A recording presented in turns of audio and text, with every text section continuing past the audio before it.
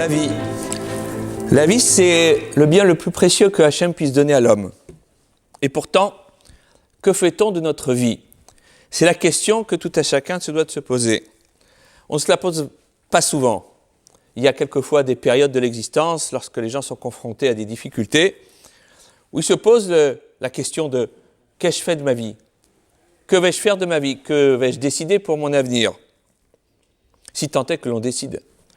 Mais en réalité, la vraie question, on se la pose peut-être quand il est trop tard, quand tout est fini. C'est lorsque les personnes ne sont plus de ce monde que l'on est peut-être en train de se poser la question de quel a été le bilan. Et d'ailleurs, la Torah nous dit à propos de nos patriarches Vayu chaye Sara mea shana ve'esrim shana ve'shivaim shana shene chaye Sara. La vie de Sarah était de 100, de 20 et de 7 années, les deux vies de Sarah. Et évidemment, tous les commentateurs de s'interroger, mais 2 vies, on n'en a qu'une, et c'est déjà bien difficile à remplir, alors 2, mon Dieu.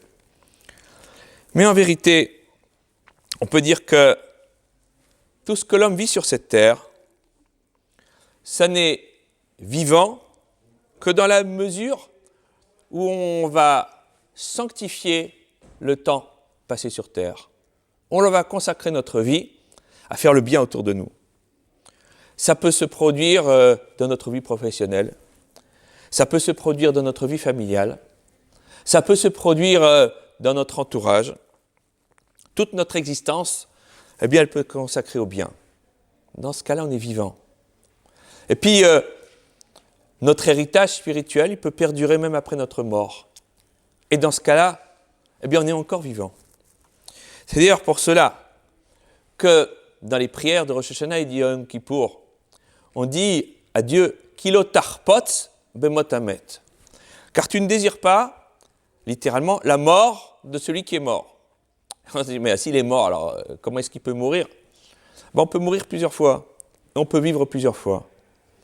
Lorsque quelqu'un se comporte bien, il est vivant de son vivant, et il est vivant même après sa mort. Quelqu'un qui déjà de son vivant se comporte mal, il est déjà mort. Et la prière que l'on formule le jour de Rosh Hashanah ou de Yom Kippour, c'est de dire à Dieu, tu ne désires pas que celui qui est mort physiquement meure spirituellement, meure physiquement.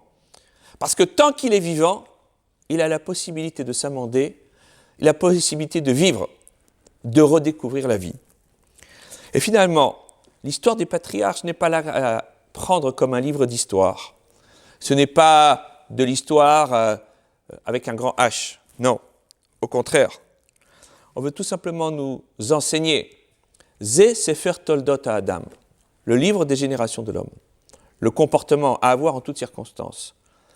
Et le premier livre de la Torah, Bereshit, c'est essentiellement un livre qui nous apprend comment nous comporter dans notre existence. Nous comporter vis-à-vis de nous-mêmes, de nos amis, de ceux qui ne le sont pas, de notre famille, de nos proches, les difficultés qu'on peut avoir avec son prochain, avec son conjoint, avec ses enfants. Tout cela, c'est Bereshit. Et Chaye Sarah, c'est cela.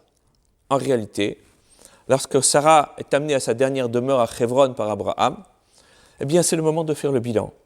Et on se rend compte qu'en réalité, on croit qu'on l'a enterrée, mais en réalité, elle est vivante pour l'éternité. Shabbat Shalom.